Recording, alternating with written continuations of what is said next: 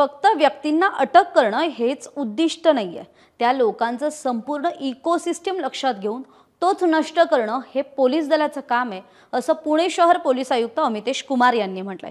आणि त्यांनी हा इशारा आणि दम पुण्यातल्या टोळी युद्ध रंगवणाऱ्या गुन्हेगारांना दिलाय। पुणे मर्चंट चेंबर्सच्या लाडू आणि चिवडा कार्यक्रमाला खरं तर पुणे पोलीस आयुक्त अमितेश कुमार उपस्थित होते। यावेळी त्यांनी माध्यमांशी संवाद साधत गुन्हेगारी करणाऱ्यांना आणि कायदा तोडणाऱ्यांना कठोर पावलं उचलण्याचा आणि त्यांच्या विरुद्ध कठोर कारवाईचा इशारा दिला।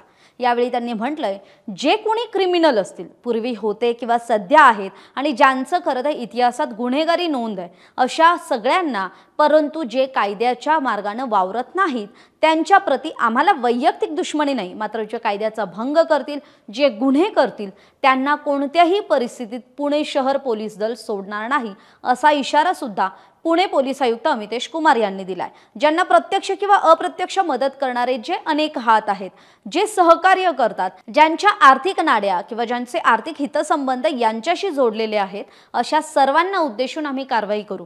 जबरदस्ती, दमबाजी किंवा लोकांना त्रास देऊन धमकावून मिळवलेल्या मालमत्तेचा प्रोसीड ऑफ क्राइम खात्रीने जप्त केला जाईल, असं सुद्धा पुणे पोलीस आयुक्तांनी स्पष्ट केलंय। त्यामुळे आता गजा मारणे असेल, बंडू आंदेकर असेल, निलेश घायवळ असेल, टिपू पठाण असेल, यासह पुण्यातल्या अनेक टोळ्या असतील, ज्या टोळ्यांमुळे खरं तर पुणे जिल्ह्यातल्या गुन्हेगारीनं डोकं वर काढलंय आणि संपूर्ण महाराष्ट्राच्या नकाशावर पुन्हा एकदा पुण्याचं नाव वाईट अर्थानं चर्चेत घेतलं जातंय। या गुन्हेगारांच्या नांग्या ठेचण्याचं मोठं आव्हान आता पुणे पोलिसांसमोर आहे। तर आता पुणे पोलीस आयुक्तांच्या इशाऱ्यानंतर गुन्हेगारांमध्ये खाकीचा धाक बसतो की ते आपली दहशत कायम ठेवतात, हे तर येणारा काळच सांगेल।